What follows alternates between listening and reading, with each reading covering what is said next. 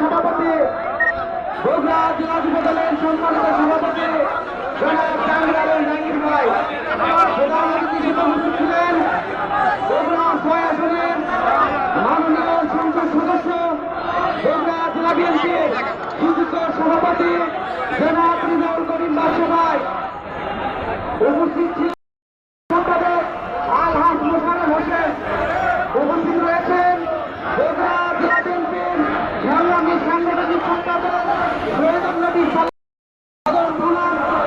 যুব দলের সম্মানিত আহ্বায়ক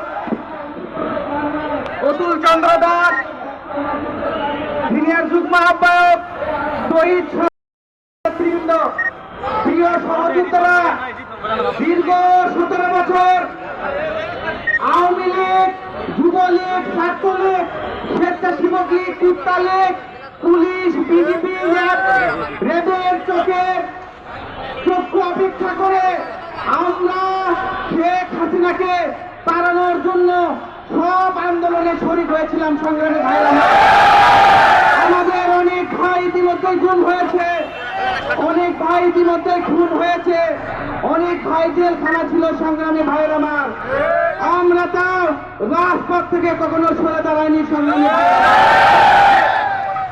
2 দিনের এনসিপি নেতৃবৃন্দ, আপনারা আজকে যে এনসিপি নিজেরা কৃতিত্ব দান করেন, আপনাদের মাথায় রাখতে হবে শেখ হাসিনাকে তাড়ানোর জন্য শুধু ঢাকা বিশ্ববিদ্যালয় নেতৃবৃন্দ না, সারা বাংলাদেশের কৃষক, শ্রমিক, সকল ধর্মের লোক শেখ হাসিনাকে তাড়ানোর জন্য রাজপথে ঝাঁপিয়ে পড়েছিল।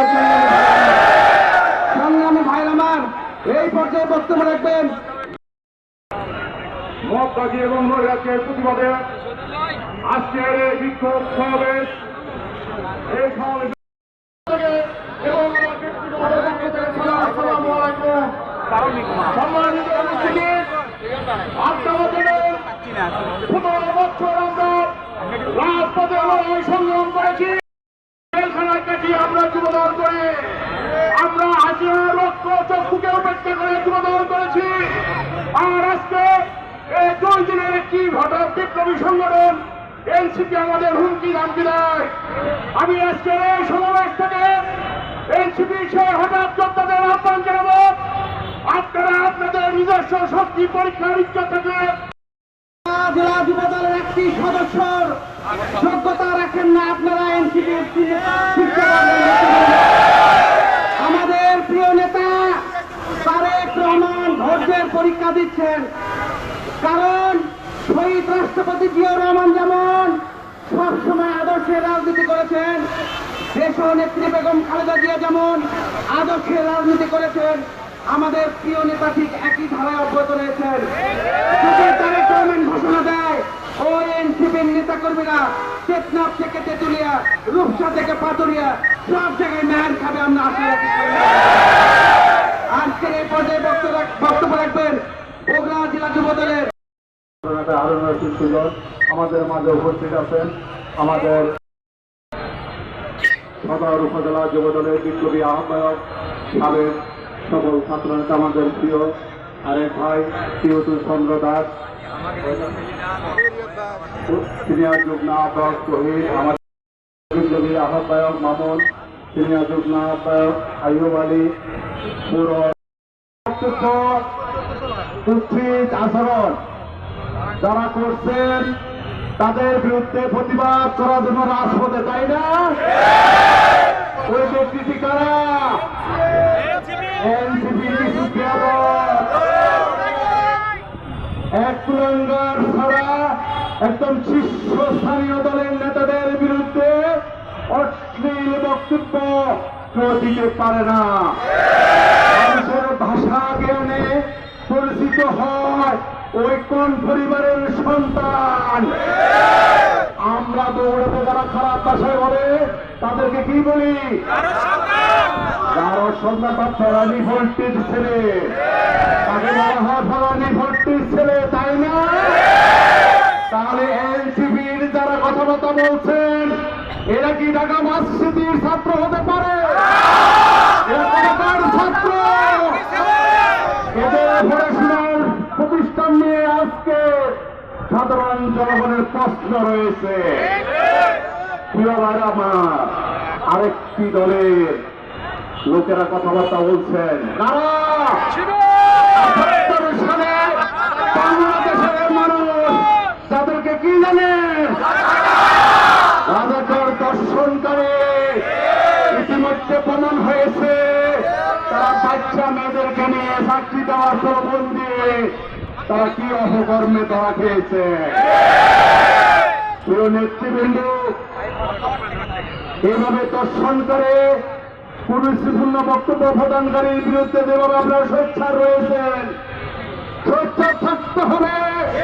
বাংলাদেশের সার্বভৌমত্ব নিয়ে তারা চিনিমিনি খেলবে, বাংলাদেশের স্বাধীনতা সার্বভৌমত্ব নিয়ে তারা কথা বলবে, তাদের বিরুদ্ধে আমাদের প্রিয় নেতা বিএনপির চেয়ারম্যান, বাংলাদেশের আগ্রহী মানুষের গণতন্ত্রের দ্বারকবাহক মাননীয় প্রধানমন্ত্রী জনাব তারেক রহমানের ডাকে বাংলাদেশের রাজপথে এসে যুব সমাজকে সাথে নিয়ে রাজপথে অবস্থান নিয়ে সব অপশক্তির বিরুদ্ধে আপনাদেরকে রুখে দেওয়ার হবে। বিরোধী দলীয় নেতাকে নিয়ে অনেক টিকটক দেখি, ওনাকে সুম্মা শফিক বলেন, উনাকে নিয়ে আমার সংগ্রহ হয়, তখন তার অডিও ভিডিও বাইর হয়ে যাবে। এই দর্শক সমর্থককারীদের নেতা তারা ৭১ সালে মায়াবন্ধের নিয়ে ইজ্জত নিয়ে তারা তাল তামাশা করেছেন, তামাশা করেছেন। যারা ৭১কে মানে না তারা বাংলাদেশকে মানতে পারে বলে আমরা বিশ্বাস করি। ৭১-এর উপরে ৯০ সালে স্বৈরাচারের পতন হয়েছে। আমরা সেই স্বৈরাচারী আন্দোলনে ছোট ছিলাম, আমাদের সিনিয়র ভাইয়েরা বিএনপি যুবদল ছাত্র দলের নেতৃত্বে এই আন্দোলন হয়েছিল। তখন দীর্ঘ ৯ বছরের স্বৈরাচারের পতন ঘটেছিল। বুঝতে হবে তোমাদেরকে, সেখানে ২ জন আমার যুবদলের সচিব বর্ণের নেতা শফিক ভাই আমার, আমরা দাবি করি না আমার নেতা আমাদের বাংলাদেশের ১৮ কোটি মানুষের জয় শফিক ভাই আমার। কোন গোষ্ঠী এখন কোন নেতৃত্বের মাধ্যমে এই সফলতা আসে নাই শফিক ভাই আমার। যেটা দাবিদার তারেক রহমান করলেও করতে পারতেন, আমরা করি আমাদের নেতা ঠিক কিন্তু শোনাই এটা সফল হয়েছে, কিন্তু উনি বলেন বাংলাদেশের ১৮ কোটি মানুষের কারণে এটা সফল হয়েছে শফিক ভাই আমার। এটাকে আপনারা আমি যেমন ৭১কে কুক্ষিগত করে আজকে ইন্ডিয়াতে স্থান নিয়েছেন, আপনারা কয়েকজন বিচ্ছিন্নকারী আপনারা এইটার সফলতা পেয়েছেন, অর্থের সফলতা পেয়েছেন, যেখানে শূন্য ভোগের থেকে বাড়ি ভবনে পরিণত হয়েছে, আপনাদের ভাঙ্গা বাড়ি থেকে বহুদিন ভবনে পরিণত হয়েছে। এটার জন্যই সারা বাংলাদেশের ১৭০০ দেশের শিক্ষা প্রতিষ্ঠানে যারা লেখাপড়া করছেন ওদেরকে ভাষা জ্ঞান শেখানোর জন্য যারা রাজনীতি করে তাদের ভাষার অত্যন্ত গুরুত্ব রয়েছে বলে আমরা বিশ্বাস করি।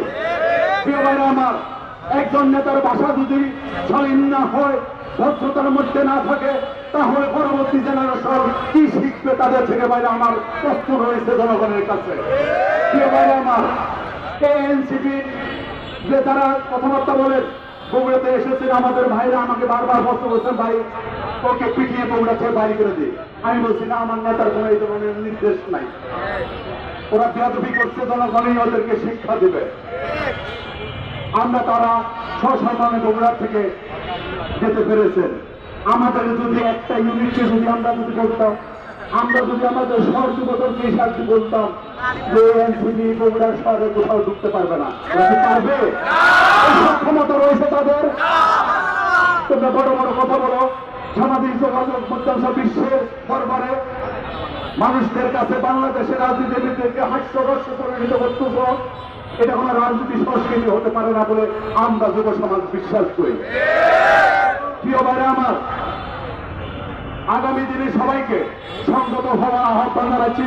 সেই সাথে ছাত্র শিবির সহ জামাতকে আহ্বান জানাই, মহিলাদের দিক থেকে আপনাদের দৃষ্টিতে যাতে মহিলাদের দিকে আর না যায় সেদিকে আমরা আহ্বান জানাবো। মহিলাদেরকে নিজের মা বোন হিসাবে দেখবেন, পণ্য সামগ্রী হিসেবে দেখবেন না। রাজনীতি করেন, একজন মেয়ে আপনার কাছে চাকরির জন্য যাবে, তাকে নিয়ে আপনি লালস স্বীকার করবেন। এই রাজনীতি বাংলাদেশের মানুষ আপনাদেরকে আর করতে দিবে না। প্রিয় ভাইরা আমার, কি দেখতে পেলাম? বাংলাদেশের শ্রেষ্ঠ বিদ্যাপীঠ অক্সফোর্ড নামে খ্যাত দিয়ে মামনদের দিকে আর তাকাবেন না। কোন ভাইয়ের কিনে সমকামিতে পরিণত করবেন না।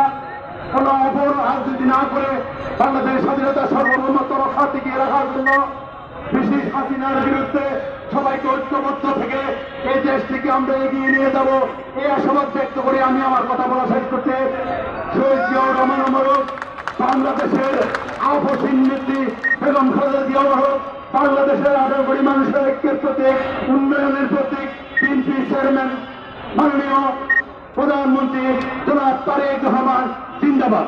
সেই সাথে আজকের এই সমাবেশ এখানে সমাপ্তি ঘোষণা করছি। জিন্দাবাদ জিন্দাবাদ সাধারণের যুবদল উপজেলা জেলার যুবদল হই হই রইল শেখ হাসিনা গেল কই, এই আমার সোনার বাংলায় শেখ হাসিনার ঠাই নাই, বলে রে চিয়া নাই বাংলায়